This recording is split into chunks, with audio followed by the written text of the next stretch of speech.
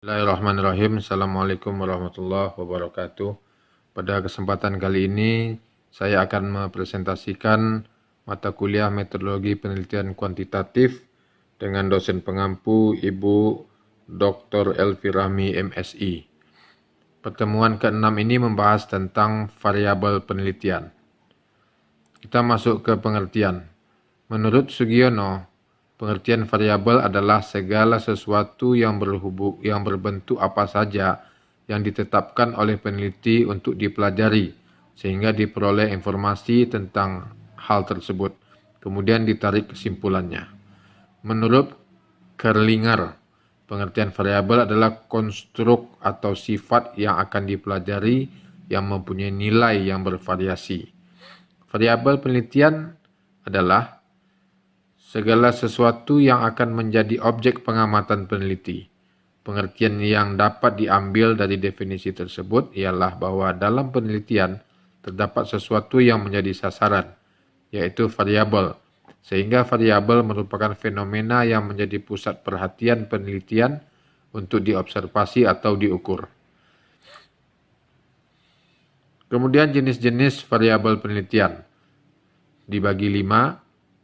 Yang pertama, variabel bebas atau independent variable, variabel terikat, variabel kontrol, variabel moderator, variabel antara. Kita masuk ke pengertian variabel bebas. Variabel bebas merupakan jenis yang dipercaya dapat memberi pengaruh terhadap variabel terikat. Jenis ini merupakan variabel yang dapat dimanipulasi demi melihat nilai yang dimilikinya dapat berubah atau tidak. Sebagai contoh, jika dalam sebuah penelitian dinyatakan akan berusaha mengungkap pengaruh motivasi belajar terhadap prestasi mahasiswa, maka variabel bebasnya adalah motivasi belajar. Disebut variabel bebas karena variabel ini tidak bergantung pada variabel lain. Sedangkan variabel prestasi belajar bergantung dan dipengaruhi oleh variabel motivasi belajar. Variabel terikat. Variabel terikat atau dependent variable adalah variabel yang keberadaannya menjadi suatu akibat dikarenakan adanya variabel bebas. Disebut variabel terikat karena kondisi atau variasinya terkait dan dipengaruhi oleh variasi variabel lain. Sebagai contoh, apabila kita meneliti dan hendak mengungkapkan pengaruh motivasi belajar terhadap prestasi belajar siswa, maka yang menjadi variabel terikatnya adalah prestasi belajar siswa. Variabel ini dinamakan sebagai variabel terikat karena tinggi dan rendahnya prestasi siswa itu tergantung variabel motivasi belajarnya. Selanjutnya adalah variabel kontrol.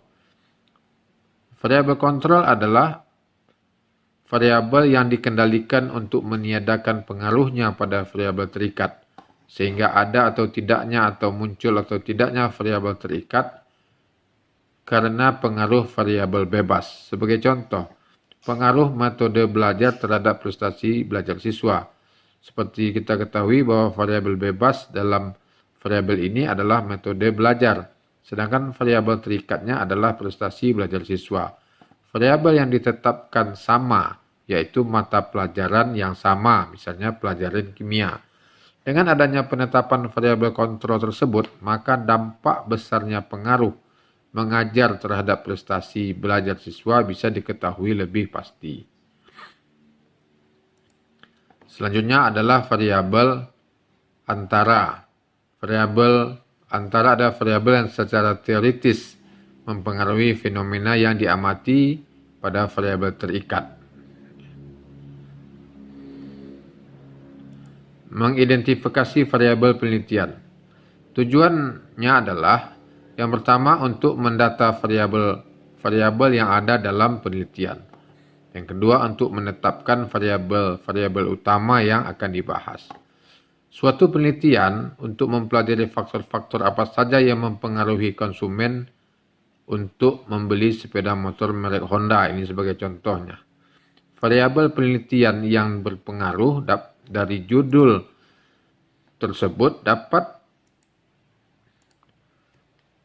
ditetapkan. Yang pertama adalah selera konsumen, yang kedua tingkat pendapatan konsumen, yang ketiga kualitas sepeda motor, yang keempat harga beli dan harga jual. Contoh masing-masing jenis variabel. Sebagaimana contoh yang telah dikemukakan sebelumnya, pengaruh metode belajar terhadap prestasi belajar siswa. Mana variabel bebasnya adalah metode belajar.